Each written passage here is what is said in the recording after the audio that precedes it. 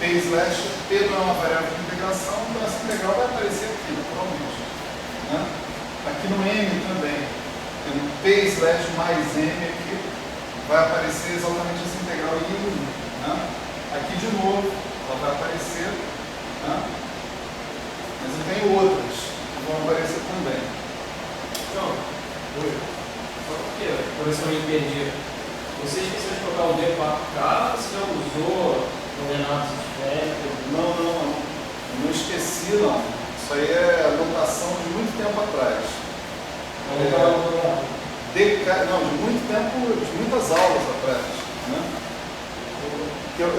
Para não escrever D4K o tempo inteiro, que é meio redundante, eu estou escrevendo DK, subentendendo que isso quer dizer D4K.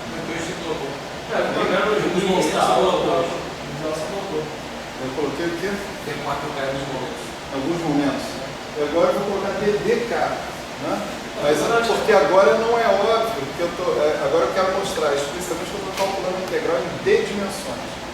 Eu coloquei isso porque eu acho que também tinha um fator 2π4 na frente de tudo ali. Estou colocando 2π4, delta do P menos. Tá, esse eu tirei esse fator. Você tirou aí. Quem você tirou o delta? Eu estou dizendo que esse sigma alfa beta de P, ele não está incluindo 2π4 vezes a delta, de P1 mais P2. É por isso que eu. Não, tudo bem. Então, tem o I1, tem o I2, que é a integral.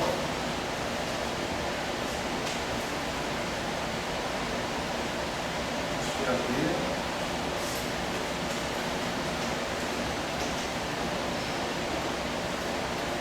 E agora esse fator aqui aparece ao quadrado. Não? Você vê que esse cara aparece, essa integral aparece aqui nesse segundo termo, porque aqui você tem um K2 mais Epsilon multiplicando os caras que estão lá. Né? Depois você tem P, que é a integral de K sobre 2πd, sobre P menos K ao quadrado menos M2 mais Epsilon. E aí você tem Kmi sobre K2 mais Epsilon. Tá? E você tem aqui um 2μ de T.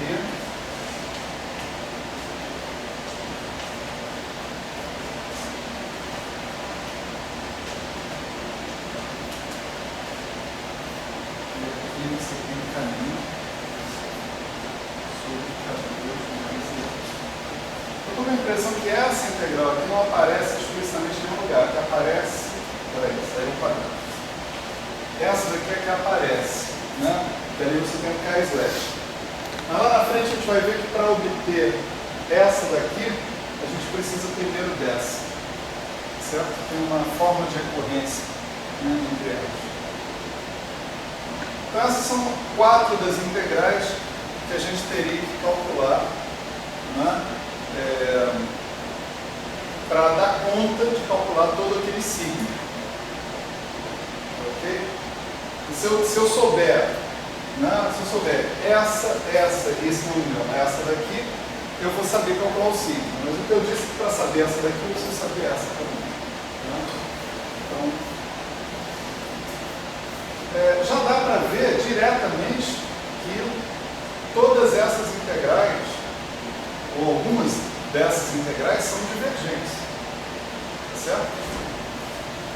Como é que você vê isso? Você estima isso, né, observando o comportamento do integrando no limite quando esse caminho vai para infinito, quando as componentes do caminho vão para infinito. Certo? Então, como é que se comporta, por exemplo, uma integral? Como é que você estima o comportamento de uma integral dessa quando o argumento vai para o infinito? Né? Pensa no seguinte: Se eu tiver uma integral em dx, pura e simplesmente, né, o integrando, a primitiva, vamos dizer assim, do seu integrando, o 1 aqui, né, é pura e simplesmente x. Né? Se você quiser saber como é que essa integral se comporta no limite, por exemplo, x tendendo a infinito, supor que o x vai de 0 até alguma coisa, sei lá, né, o x tendendo a infinito, isso vai com o comportamento da função lá no infinito. Então, essa integral, por exemplo, ela diverge com x, diverge linearmente. Tá certo? E se eu tivesse dx, dy, o comportamento desse troço seria do tipo xy. Não é? E seria quadraticamente divergente quando você falasse que x e y estão indo para o infinito. Né? Então, você pode imaginar que se você tiver um elemento de integração do tipo d4x, esse cara vai divergir com uma x elevado à quarta potência. O d4k vai com k elevado à quarta potência. Tá certo? Então, cada elemento de integração desse tipo, em d dimensões, né, corresponde a uma divergência, a uma indução à divergência, vamos dizer assim, k elevado a d. Tá certo? É claro que o seu integrando tende a reduzir essa divergência ou a piorar, depende, né, de quem é o seu integrando. Né? Então, em d dimensões, por exemplo, como é que seu integrando se comporta? Né? Esse integrando que se comporta. Se o k for muito grande, o k vai ganhar do p e vai ganhar do m. Né? Quando ele for para infinito. Está crescendo sem limite, o p está fixo, o m está fixo. Então, essa integral é dominada pelo k. Então, esse pedaço integral vai com 1 sobre k ao quadrado. Certo? Esse pedaço integral também vai com 1 sobre k ao quadrado. O integrando, portanto, vai com 1 sobre k à quarta. Certo? Então, essa integral, no limite, o integrando, no limite, quando o k tende a infinito, né, ele se comporta como k elevado a d menos 4. Certo? Isso em d dimensões. Claro, em 4 dimensões, né, isso ainda assim é divergente. Por quê? Vamos analisar essa situação aqui. Né? Se você tivesse dx sobre x, né, o comportamento desse integrando, quando o x tende a infinito, é do tipo logaritmo de x. Mas isso ainda é divergente. O logaritmo, embora seja uma função crescente mais lenta do que uma potência, ela é crescente, do mesmo jeito. Então, se você tiver um comportamento independente de x, você ainda tem uma divergência logarítmica, da mesma forma. Então, para d igual a 4, por exemplo, a sua integral aqui é logaritmicamente divergente. Aí a gente pode fazer rapidamente essa conta para as outras, tá certo? Por exemplo, essa que está aqui, ela se comporta como k elevado a d menos 6. Não é isso? K quadrado, k quarto, k6, o integrando contribui com k elevado a d, né? Então k elevado a d menos 6. Em 4 dimensões, esse cara vai como 1 sobre k ao quadrado, ele em princípio parece ser convergente. Certo? Já esse cara que está aqui, né, ele tem um fator de k mais em cima do que esse, né? Então ele vai com k elevado a d menos 3. Tá certo? Ele tem uma divergência linear em 4 dimensões. Enquanto que esse último ele vai clicar elevado a D em 5, ele também é convergente em 4 dimensões. Por que eu botei esse D aí agora? Né? Porque vocês observaram que algumas dessas integrais são convergentes em 4 dimensões e algumas são divergentes. Tá certo? Os primeiros caras, né, ou um dos primeiros caras que notaram que se você mudasse a dimensão, você podia ter convergência das suas integrais, foi esse cara que está ali naquele quadro. Né? Vira a câmera lá, tchau, por favor.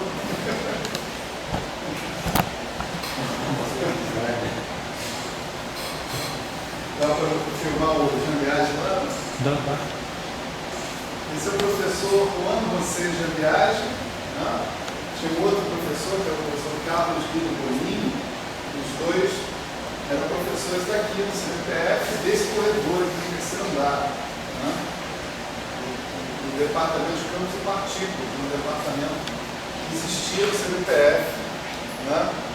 Há muito tempo atrás, estava associado com um dos fundadores do CNPF, que era o Leite Lopes.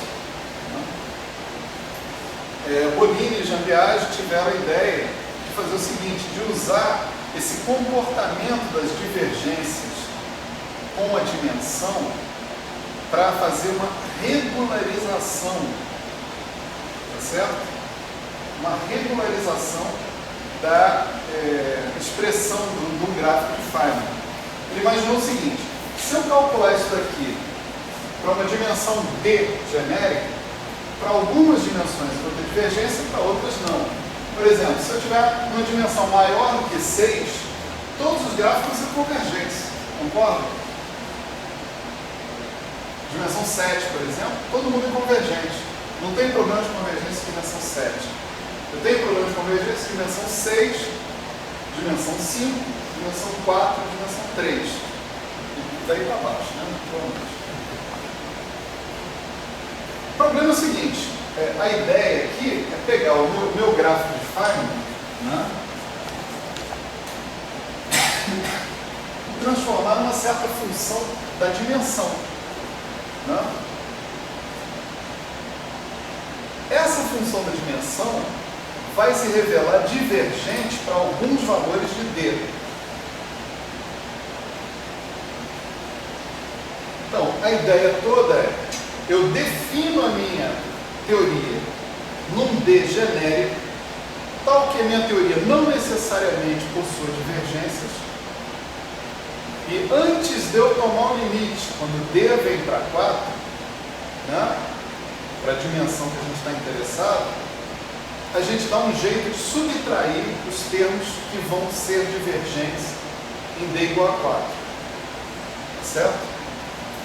Definir a teoria como função de D é o que nós chamamos de regularização, e, em particular, regularização dimensional. Certo? Porque eu estou usando D, a dimensão, para dar um significado genérico para uma expressão do gráfico de Feynman divergente. A rigor, em 4 dimensões, isso aqui é infinito, isso aqui é infinito e acabou. Né? Eu estou dizendo, isso é infinito, mas ele é infinito como uma função de D para D igual a 4. Então deixa eu tratar esse infinito como função de D e ver se lá na frente eu tenho o direito de me livrar dessas divergências por meio de um procedimento de subtração chamado renormalização. Certo? Então o primeiro passo aqui na história é definir o meu gráfico de Feynman de maneira que eu possa enxergar a origem da divergência dele. O segundo passo é subtrair esse cara. Né? Mas aqui eu tenho um problema muito sério. Né? Para começar, né? O problema muito sério é que eu não tenho direito de fazer limite quando D tende a nada. Limite quando D tende a 4. Por quê? Porque D é uma variável contínua. Desculpa.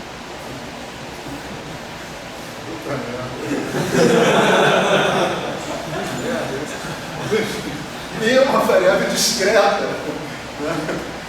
Como é que pode agora? D escreve D 5, 6, 4, 3, 2, não sei. Mas D não é 3,847. D não é isso. Né? Bolini e Jean-Biage tiveram essa ideia, né, pioneiramente, falaram o seguinte: e se eu pegar essa expressão que eu obtive aqui e conseguir fazer a continuação analítica dessa expressão para uma função inteira de D? Tá certo? Uma função inteira é uma função que é analítica em todo o plano complexo, a menos de polos ou eventuais cortes. Né? Aí eu ganho direito de fazer o limite. Porque aí, o que eu estou chamando de D não é mais a dimensão, é simplesmente um parâmetro que indica a dependência funcional do meu gráfico no plano complexo, no plano D complexo. Então, no momento em que você pegou e fez a continuação analítica, esse D, de fato, não pode mais ser chamado de dimensão, porque não tem interpretação nenhuma em termos de dimensão. Então, a grande pergunta que resta é a seguinte: será que eu consigo fazer sempre a continuação analítica de um gráfico de Feynman com função de D em geral? A resposta é sim. A resposta é sim. A gente vai trabalhar esses exemplos todos aqui, a gente já está no final da história, né? Pelo menos por hoje. A gente vai trabalhar esses exemplos todos aqui para mostrar para vocês que todas essas integrais divergentes podem ser calculadas em D dimensões, podem ser expressas como funções gama de Euler. Você vai trabalhando e você consegue colocá-las como funções gama de Euler. As funções gama de Euler são funções que têm continuação analítica imediata, tá certo? Você conhece a continuação analítica da gama de Euler, um plano complexo. Então, sim, esse programa vai poder ser conduzido. Você definir o cara como função de D e levar adiante o procedimento de subtrair os termos divergentes quando D tende a 4 e, no final, tomar o limite quando D tende a 4 de expressões que aí sim são regulares em D. Certo? Então, isso é o início, né, da regularização dimensional. Nós vamos falar mais sobre ela na aula que vem. Né? Em particular, nós vamos calcular em bastante detalhe essa integral, talvez essa daqui em menos detalhe, essas aqui em menos detalhe ainda. Né? E vamos deixar essa expressão, né, para a autoenergia, isso é chamada autoenergia do Fermi, né, definida em termos dessas integrais. Tá certo? De modo que a gente, tendo analisado cada uma delas, a gente vai saber exatamente como elas divergem quando D tende a 4. Né? Vai saber como elas divergem e o que dá para fazer depois em função disso. Beleza. Meia hora de descanso para o Gabriel. Hoje é isso.